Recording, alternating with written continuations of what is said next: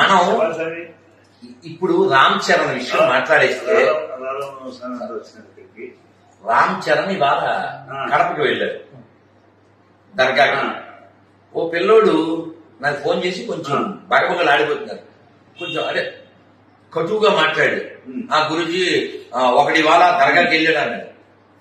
నాకు తెలీదా రామ్ చరణ్ గురించి ఏం తిట్టకు అంటే మామూలుగా వెళ్తే పర్లేదు, అయ్యప్ప మాల వేసాడు ఎక్కడతాడు అన్నాడు. నాయన ఎవరు పూర్తి జ్ఞానులు కాదు. రజనీకాంత్ వెళ్ళాడు చెప్తావా? ఎడ్యుకేట్ చెయ్యి, కాకపోతే రామచరణ్ దగ్గరికి వెళ్ళి కూర్చుందాం. రామచరణ్ ముందు కూర్చోబెడతా. రామచరణ్ మిగిలిన వాళ్ళతో పొడిస్తే భక్తుడు. ఆయన శివాలయానికి వెళ్ళి శుభ్రం చేస్తాడు. తెలంగాణలో శివాలయానికి వెళ్ళి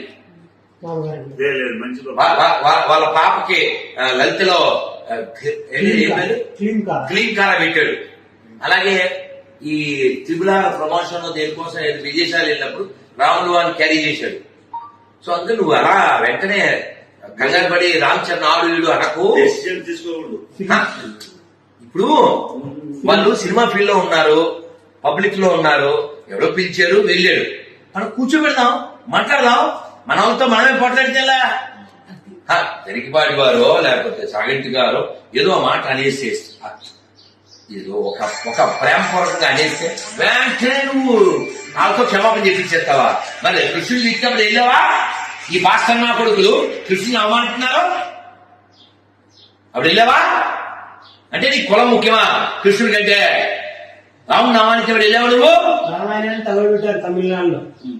సో కాబట్టి ఈ కులమలం తినే దరిద్రులారా మీరు నశించండి. ధర్మం ప్రధానం. ధర్మం ఉంటే నీ కులము నీ ఇది ఉంటది.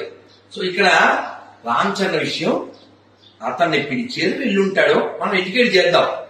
ఏంటంటే కడపలో ఉన్న దర్గా కాదు, అది వెంకటేశ్వర గుడి.